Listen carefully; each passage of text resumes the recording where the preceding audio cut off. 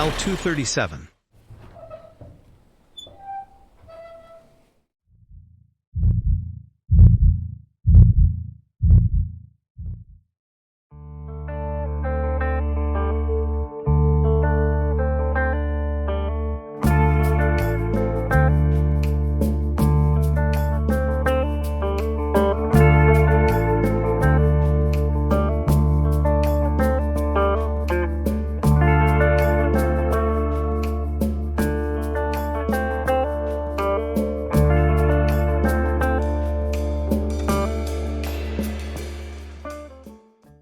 The stretch of road where the darkness seems to swallow people whole, leaving behind only whispers of their existence. It's a place where truckers have learned to abide by unwritten rules, passed down through the ranks, about the perils of lonely highways and desert roads under the cover of night. These are the rules that driving school never taught, the ones that can mean the difference between life and death. There's one particular stretch of Route 66, west of Winslow, Arizona, where a decades-old cautionary tale continues to send shivers down the spines of seasoned truckers.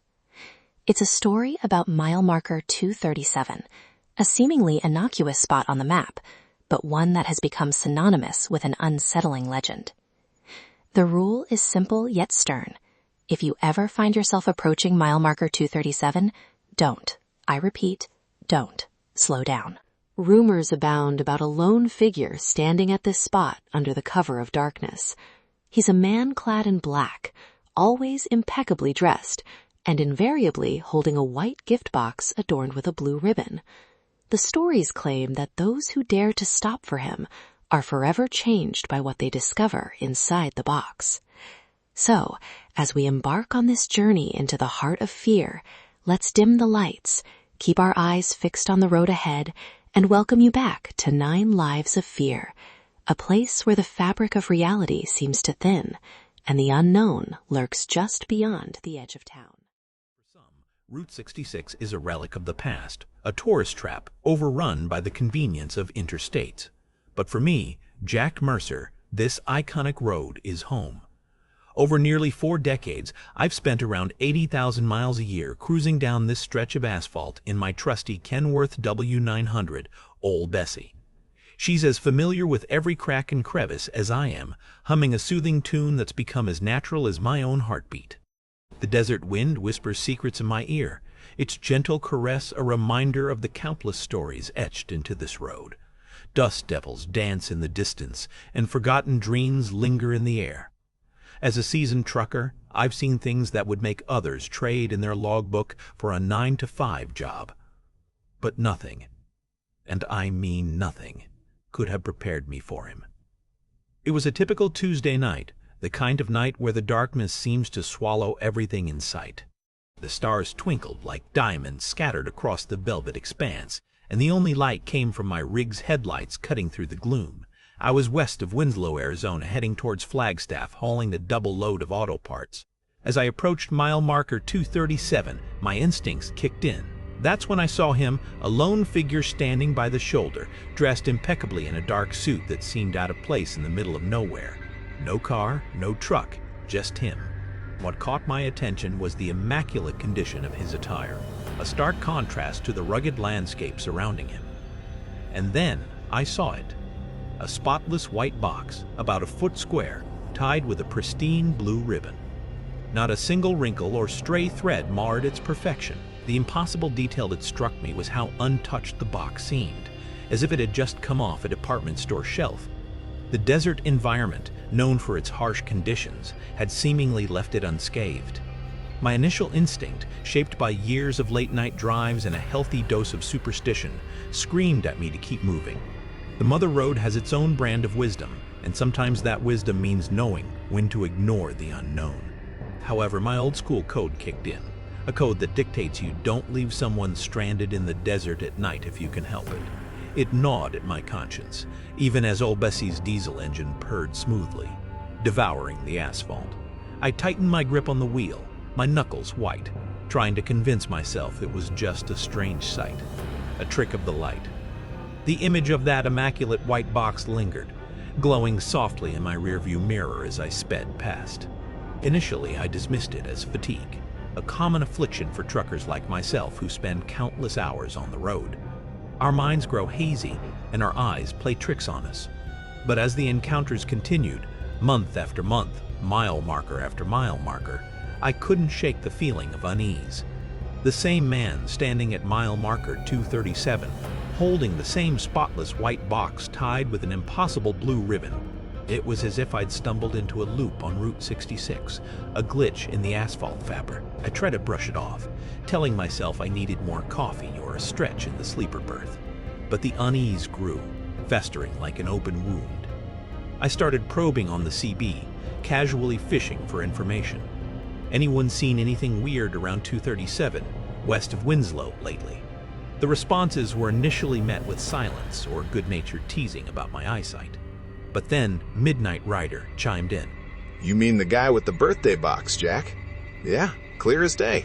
Couple weeks back. Weirdest damn thing. Desert Rose added. Thought I was seeing things. Same guy, same white box. Like he was waiting for a party that never came. The chatter confirmed it. I wasn't going crazy. Other truckers, men and women who knew the Mother Road as intimately as I did, had seen him too. Same man, same box, same blank stare. They all mentioned the impossible cleanliness of the gift, how it seemed out of place in the desert dust and grime. Some had slowed down, curiosity getting the better of them, but none had stopped. Not yet. As I heard more about these encounters, his image seared into my mind. His face, calm and serene yet devoid of expression. His dark, fathomless eyes never quite meeting mine, always fixed on some point just beyond my rig. It became a morbid game, a test of my resolve. Could I keep driving, or would curiosity get the better of me? Curiosity is a trucker's worst enemy. It gets you lost, into trouble, and investigating noises under the hood that are better left unheard. But it's also a powerful beast. One night, that beast finally won. I was running heavy, ahead of schedule, and the desert air was crisp and cool. As mile marker 237 approached, my heart began to pound. There he was, standing exactly where I expected him to be. The white box shone like a beacon in the darkness. This time I didn't fight it. My foot eased off the accelerator, and Bessie, my trusty rig, seemed to sigh, her engine dropping to a low growl. The odometer appeared to freeze for a split second, a digital hiccup, before ticking over to the next mile. As my speed bled away, a palpable shift occurred inside the cab. The air pressure changed, growing heavier, thicker, like the atmosphere itself was pressing in from all sides. A profound silence descended, muffling the usual hum of the road and the rattling of the trailers. I glanced in my rearview mirror, and the highway stretched behind me, longer than it should have, dissolving into an unnatural haze. Ahead the exit signs shimmered, then faded, then vanished completely, as if they never existed. The world outside Bessie's cab was no longer the familiar Route 66. It was just nowhere. And I had stopped right in the middle of it. The darkness was oppressive, a heavy blanket that suffocated the desert night. Bessie's air brakes hissed, a sound that usually pierced the darkness but now felt muffled, absorbed by the silence. The engine idled, a lonely pulse that beat against the vast emptiness. I dimmed my high beams, leaving only the low beams to illuminate the figure walking towards the passenger side door. His movements were slow, deliberate, and unnervingly precise. Every step was calculated, devoid of any natural fluidity. He stopped a few feet from the cab door, his gaze fixed on something in the distance. His face was a mask, unreadable, his eyes empty. He didn't make a sound, no crunch of gravel beneath his feet, no rustle of fabric. He simply moved, his presence both captivating and unnerving. He held out a white box adorned with a blue ribbon, an offering without words. My hand instinctively reached for the handle and rolled down the passenger window. The rush of cold desert air was expected, but it brought with it an unexpected scent. At first it was subtle, almost pleasant, like the smell of fresh wrapping paper. But beneath it, a metallic tang emerged, reminiscent of copper pennies left in the rain. And then, unmistakably, the deep, earthy, sickening scent of old blood. My gut churned as the smell clung to the fresh paper scent like a shadow. The man's face remained expressionless, his eyes fixed on me. He wasn't inviting me, he was commanding me. My eyes darted from the box to his face, but there was no change in his demeanor. That's when the dread hit me, a cold wave washing over my carefully maintained trucker's calm. He wouldn't open it himself. He was waiting for me. This wasn't his gift. It was for me. My hand trembled as I reached out, my fingers brushing against the cool, smooth paper. It felt substantial, heavier than it looked. My heart pounded against my ribs, a frantic beat in the unnatural silence. Every fiber of my being screamed at me not to do it, but the silent man, his unblinking gaze, and the sheer presence of the box compelled me. As I touched the satin ribbon, it felt strangely stiff, almost unnatural. Breaking the seal felt wrong, like snapping a bone. The sound it made was barely audible, but it resonated louder in the silence than it had any right to. The world outside Bessie's windshield went silent, the hum of the engine, the creaks of the cab, and even my heart's frantic beat disappearing. Only the metallic, bloody scent grew stronger, suffocating. I gripped the lid, and it wasn't taped or sealed in any conventional way. It just rested there. My thumb slid under the edge, and I lifted it. What's inside isn't a present, it's a warning. My breath caught in my throat as I gazed at the diorama inside. It was my own rig, old Bessie, unmistakable with her distinctive chrome glinting under tiny battery-powered hazard lights. But she wasn't rolling down the highway, she was jackknifed across the desert road, lying on her side, the trailers askew, twisted metal gleaming. A miniature figurine of me sat in the overturned cab, wearing my faded denim jacket and gray cap, with a slight slump of my shoulders from too many miles. My eyes widened in horror as I zoomed in on a minute, barely perceptible scar on the knuckle of the figurine's right hand, the exact scar I'd gotten years ago. It was me, my fate scar. My gaze snapped up to the man outside the window. His face was still blank, but in his eyes I saw something shift, a deep, ancient understanding. He wasn't a ghost, a hitchhiker, or even human. He was something older, born of the road itself, or perhaps a caretaker of its darkest truths. He was a collector, a harbinger, something that didn't just observe the future, but delivered it. As I realized this, the man lowered his hand, his job done. He turned, his movements still precise and unhurried, and began to walk away from Bessie, back towards the invisible edge of the highway. As he retreated into the oppressive darkness, he seemed to grow lighter, almost transparent. The silence around Bessie didn't break, but the scent of old blood intensified, a sickening, cloying cloud. I sat there, paralyzed, the miniature wreck stark against the white cotton. My own wrecked rig, my own tiny, capsized self. I didn't know what to do or if I could do anything. But the instinct to survive, the brute force of a trucker's will, finally kicked in. I slammed the lid back onto the box, threw it onto the passenger floorboard, shoved the shifter into drive, and stomped on the accelerator. Bessie roared to life, a magnificent, defiant sound. I didn't care what was behind me or ahead, I just drove.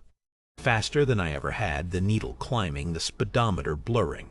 I didn't look in the rearview mirror, I just drove. The exit sign slowly reappeared and the hum of the road returned, a welcome confirmation that I was back on the mother road. Eventually, the world felt real again, but I knew, deep down, it would never be the same. I've kept a secret for years, a story that's been locked away, hidden from prying eyes and inquiring minds.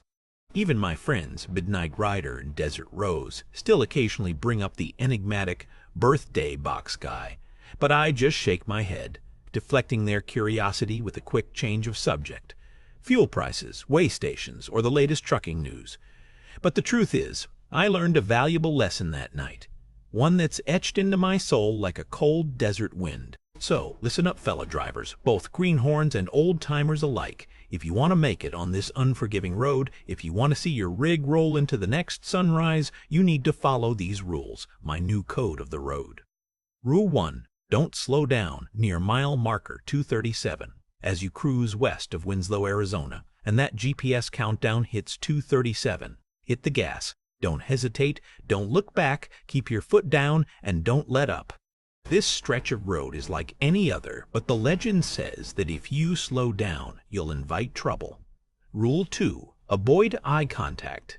If you catch a glimpse of him, and you will if you're not careful, keep your eyes on the road. Focus on the yellow line, the horizon, or anything but him. His gaze is said to see right through you into your very soul.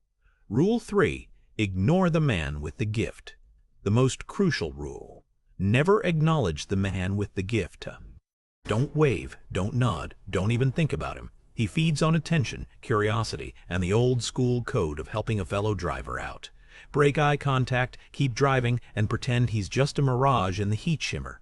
Modern trucks with their fancy HUD overlays and autonomous features can filter out roadside anomalies. But us old-school drivers have to rely on instinct and steel nerves.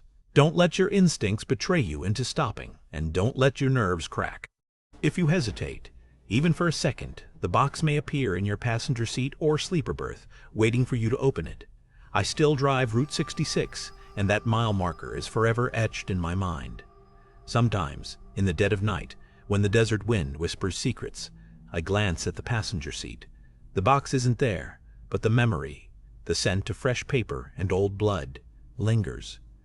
Some gifts are meant to be outrun, not opened. I've learned that the hard way on the darkest night of my life. So keep rolling, driver. Keep rolling.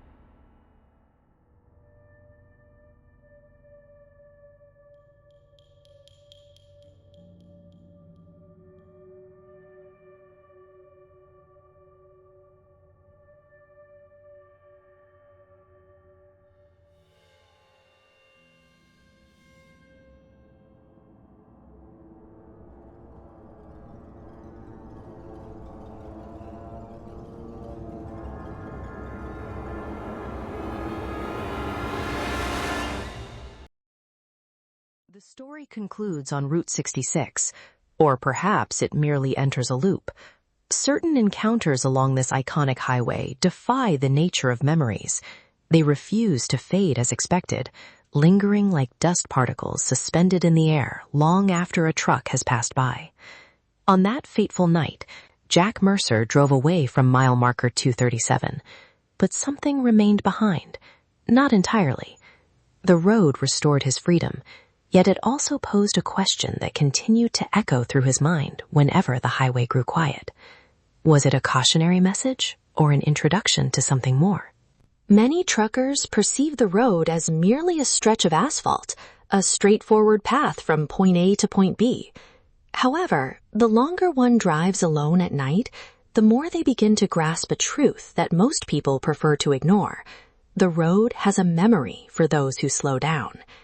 If you ever find yourself west of Winslow, Arizona, and notice your speed decreasing involuntarily, and a man with a white box standing motionless crosses your mind, resist the urge to look for him. Try not to think about him. Most importantly, do not stop. For on Route 66, some experiences are not meant to be explored. They are intended to be passed on to the next traveler willing to make the same mistake. Sleep well tonight, if the road permits. You've survived another tale from 9 lives of fear, but don't get comfortable. If the shadows whispered to you tonight, hit like before they whisper again. Share this video with someone who thinks they're brave. Let's see how long their courage lasts. And subscribe, because around here, every click feeds the darkness, and the darkness remembers. Where the shadows linger long after the story ends. Stay scared.